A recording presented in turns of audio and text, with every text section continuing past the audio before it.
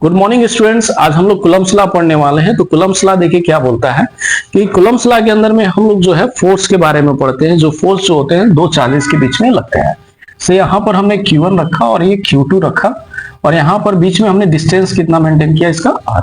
ठीक है, तो होगा क्या, द फोर्स ऑफ अट्रैक्शन और repulsion between point charges in a vacuum is directly proportional to product of charge and inversely proportional to square of distance between them. देखिएगा यहाँ पर बोल क्या रहा है कि जो फोर्स बोल रहा है, फोर्स ऑफ अट्रैक्शन और रिपल्सन जो होता है ये डायरेक्टली प्रोपोर्शनल होता है किसके, प्रोडक्ट ऑफ चार्ज के। इसका मतलब समझेंगे, देखिएगा फोर्स F जो है उसको डायरेक्टली प्रोपोर्शनल रखे Q1 और Q2 के। इसका मतलब क्या होता है कि अगर हमने दो फोर्सेस, दो चार्जेस यहां पर ले लिए Q1 और Q2, तो देखिएगा अगर ये दोनों ही चार्जेस लाइक हैं तो ये दोनों क्या करेंगे, रिपल करेंगे, और अनलाइक है तो अट्रैक्ट करेंगे। तो जो फोर्स ऑफ अट्रैक्शन और रिपल्सन होगा इन दोनों के बीच में वो किस पर डिपेंड करेगा, इन चार्जेस के ऊपर में। जैसे यहां देखेंगे F बराबर मैंने क्या रखा है, F is directly proportional to Q1 और Q2। और डायरेक्टली प्रोपोर्शनल मतलब होता है क्या कि अगर इस चार्ज को मैंने डबल कर दिया 2Q1 और 2Q2 कर दिया 2Q2, तो F जो हो गया वो कितना हो गया, 2 2 4 Q1 और Q2। मतलब हुआ क्या, कैसे यहां पर समझेंगे कि जैसे ही हमने चार्ज को बढ़ाया तो फोर्स ऑफ अट्रैक्शन या रिपल्सन क्या हो रहा है, बढ़ रहा है, और जब इसकी वैल्यू को हम घटाएंगे तो क्या होगा, घटेगा। इसलिए क्या बोला पहला इक्वेशन कि F is directly proportional to Q1 और Q2, इक्वेशन नंबर 1 हो गया हमारा। आगे जो है दूसरा जो है हमारा बोल रहा है क्या ना कि inversely proportional to square of distance between them. तो इनवर्सली प्रोपोर्शनल को हम कैसे दिखाते हैं, 1 बाई में R का स्क्वायर। क्योंकि देखिए यहाँ पर जो इन दोनों के बीच में, इन चार्जेस के बीच में जो दूरी ले रखी है वो R से डिनोट किया हमने। तो इनवर्सली में क्या होता है कि ये बाई में चला जाता है, किस में चला जाता है, बाई में। तो यहाँ पर क्या हुआ कि जब हमारी दूरी बढ़ेगी तो फोर्स ऑफ अट्रैक्शन या रिपल्सन होगा वो दूरी बढ़ने पर कम होता है, और जब इस वैल्यू को हम कम करेंगे यानी इनको जब क्लोज लाएंगे तो फोर्स ऑफ अट्रैक्शन और रिपल्सन बढ़ेगा, और इनको दूर ले जाएंगे तो क्या होगा, घटेगा। ये दो इक्वेशन हमारे होंगे, पहले और दूसरे। ठीक है, अब इन दोनों ही इक्वेशन को हम लोग कंबाइन फॉर्म में लिखेंगे तो F is directly proportional to Q1 Q2 upon में R का स्क्वायर हो गया।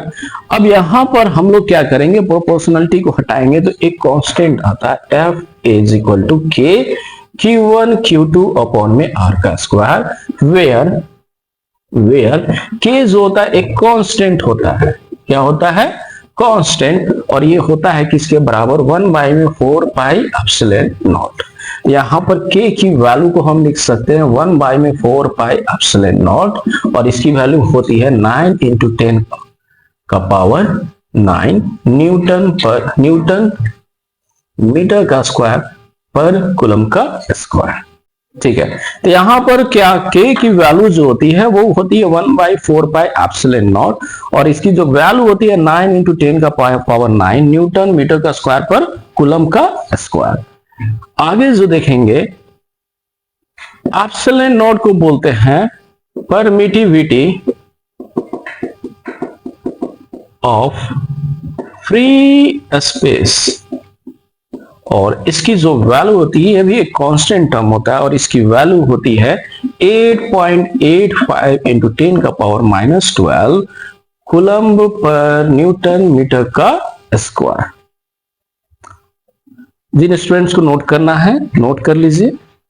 देखिए अब आगे जो है हमारा एब्सोल्यूट परमिटिविटी की बारी आती है। तो देखिएगा हमने अभी जस्ट पढ़ा क्या कि फोर्स कूलम्ब्स लॉ पढ़ा, तो कूलम्ब्स लॉ के हिसाब से जो फोर्स ऑफ अट्रैक्शन या रिपल्सन होता है दो चार्जेस के बीच में किसी मीडियम के अंदर या फिर वैक्यूम के अंदर में, उनके बारे में पढ़ने वाले हैं। तो देखिए होता क्या है, अगर वैक्यूम में जाते हैं तो 1 बाई 4 पाई एप्सिलॉन नॉट। चूंकि जो कूलम्ब्स लॉ हमने अभी जस्ट पढ़ा उसमें हमने वैक्यूम को मेंशन कर रखा था, तो वैक्यूम के अंदर में जो फोर्सेस ऑफ अट्रैक्शन और रिपल्सन था किसी भी चार्ज, दो चार्ज के बीच में, वो क्या था, 1 by 4 pi epsilon not Q1 Q2 upon में R का स्क्वायर। अगर यही force of attraction, force F निकालते हैं किसी मीडियम के अंदर में, किसी मीडियम के अंदर में, तो ये क्या हो जाएगा 1/4 epsilon not epsilon Q1 Q2 upon में R का स्क्वायर। ये देखिए हमारा इक्वेशन नंबर 1 हो गया और ये इक्वेशन नंबर 2 हो गया। एक और चीज यहां पर एप्सिलॉन नॉट था, तो ये क्या होता है परमिटिविटी ऑफ फ्री स्पेस होता है, फ्री स्पेस। और ये जो एब्सोल्यूट है ये क्या होता है एब्सोल्यूट परमिटिविटी होता है, परमिटिविटी होता है। अब क्या करेंगे इक्वेशन नंबर 1 में हम इक्वेशन नंबर 2 को डिवाइड करेंगे, तो यहां पर लिखेंगे equation number 1 divided by equation number 2, तो क्या हो जाएगा इफ वैक्यूम अपॉन में एफ मीडियम, तो क्या आएगा result 1/4 epsilon not Q1 Q2 upon में R का स्क्वायर बाई में equation number 2 1/4 epsilon Q1 Q2 upon में R का स्क्वायर। तो देखिए सारी की सारी वैल्यू यहां कट जाएंगी केवल एप्सिलॉन नॉट और एप्सिलॉन को छोड़ के।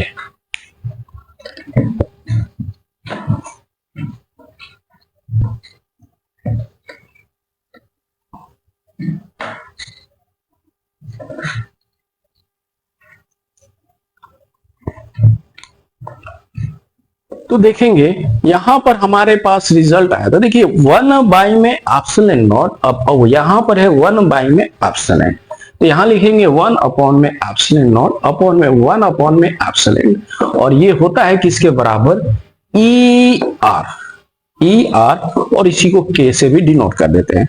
यहां जो सबसे नीचे वाली वैल्यू है वो कहां जाएगा सबसे ऊपर, तो E अपॉन में E not is equal to E R और K, where E R is relative permittivity है, और के को क्या बोलते हैं डाई इलेक्ट्रिक कांस्टेंट। ओके, तो देखिए यहां पर ये जो हमारी वैल्यू आई है तो K is equal to E upon में ई नॉट, तो E इज इक्वल टू क्या लिख सकते हैं K ई नॉट। ये हमारे पास फाइनल रिजल्ट आया है किसके बीच में absolute permittivity of free space and relative permittivity या फिर डाइलेक्ट्रिक कांस्टेंट। ओके, अब हम लोग नया टॉपिक पढ़ेंगे क्या vector form. Coulomb's law in vector हम फॉर्म पढ़ने वाले हैं। तो देखिए कूलम्ब्स लॉ का जो रिजल्ट हमारा अभी आया वो क्या आया 1/4 एप्सिलॉन नॉट Q1 और Q2 आया था। तो देखिए यहां पर हमने कोई चार्ज ले लिया Q1 और ये Q2 ले लिया, और इनके बीच की दूरी को हमने किससे डिनोट किया R से।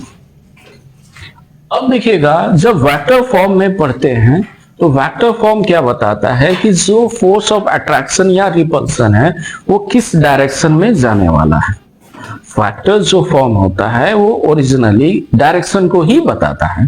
तो देखिएगा जो फोर्स का डायरेक्शन होगा वो हम लोग देखने वाले हैं। तो देखिएगा अभी क्या है ना कि अगर इसे वेक्टर फॉर्म में लिखते हैं तो यहाँ देखिएगा फोर्स जो है यहाँ से यहाँ क्या पड़ रहा है, यहाँ पर डायरेक्शन को डिनोट करेंगे तो मान के चलिए कि चार्ज 1 से चार्ज 2 पर जो फोर्स लगाया जा रहा है उसे देखेंगे तो F12 और यहां पर वेक्टर को डिनोट कर देंगे। तो होगा क्या 1/4 epsilon not Q1 Q2 upon में R का स्क्वायर, और यहां पर ये 2 1 होगा और यहां पर यूनिट वेक्टर 2 1 लगाते हैं। देखिएगा अगर किसी भी स्केलर क्वांटिटी को अगर आप उसे वेक्टर में दिखाना चाहते हैं तो उसके लिए क्या करते हैं हम एक यूनिट वेक्टर से मल्टीप्लाई कर देते हैं। जैसे यहां पर देख सकते हैं कि कोई एक कांस्टेंट नंबर मैंने 2 लिया और इसी में हमने आई कैप से मल्टीप्लाई कर दिया। ये 2 जो होता है स्केलर होता है, लेकिन इस स्केलर को वेक्टर में कन्वर्ट करने के लिए क्या करते हैं, एक यूनिट वेक्टर से मल्टीप्लाई करते हैं, जो कि आई कैप या जे कैप या फिर के कैप हो सकता है। इसी प्रकार से इस वेक्टर को भी, जो फोर्स है हमारा इन वेक्टर फॉर्म, इसे हम क्या कर रहे हैं, वेक्टर में दिखाने के लिए यूनिट वेक्टर से मल्टीप्लाई किए हैं। और यहां पर डिनोटेशन याद रखिएगा, अगर 1 से 2 है तो यहां पर ये चेंज हो जाता है 2 से 1। तो यहां पर अगला हमारा ये इक्वेशन नंबर 1 हो गया। अगला जो है हम लेंगे F21, मतलब अगर हम फोर्स को कैलकुलेट करेंगे किधर, चार्ज 2 से चार्ज 1 की तरफ, तो क्या हो जाएगा 1 बाई में 4 pi epsilon not Q1 Q2 upon में R 1 2 का स्क्वायर और यूनिट वेक्टर 1 2 लगेगा, क्योंकि यहां पर चेंज करते हैं। तो इक्वेशन नंबर 2 देखिएगा, एक फोर्स मैंने इस डायरेक्शन में निकाला और एक फोर्स मैंने इस डायरेक्शन में निकाला। अब ये दोनों एक दूसरे के क्या है, अपोजिट हैं, एक दूसरे के क्या है, अपोजिट।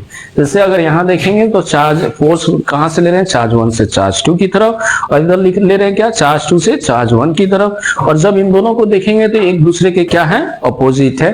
तो यहां पर अगर आप देखेंगे फोर्स 1 2 जो होगा F फोर्स 2 1 के बराबर होगा, लेकिन इन दोनों में क्या एक अंतर होगा, इनका डायरेक्शन अलग है। उसे दिखाने के लिए हम लोग निगेटिव साइन लगाते हैं। और बात आएगी कि निगेटिव यहां लगाएं कि यहां लगाएं। आप चाहें तो यहां लगा सकते हैं और चाहें तो ये यहां भी लगा सकते हैं, क्योंकि ये जो है इसके बराबर भी होता है, 2 1 जो होता है F1 2 के भी बराबर होता है। और इस केस में होना क्या चाहिए कि इसकी मैग्नीट्यूड सेम होनी चाहिए। तो यहां पर देखिए हमारी दोनों की मैग्नीट्यूड क्या है, सेम है इक्वेशन नंबर 1 में और 2 में। ये हमारा क्या है, वेक्टर फॉर्म है डिनोटेशन। ओके, सभी लोग नोट कर लीजिए।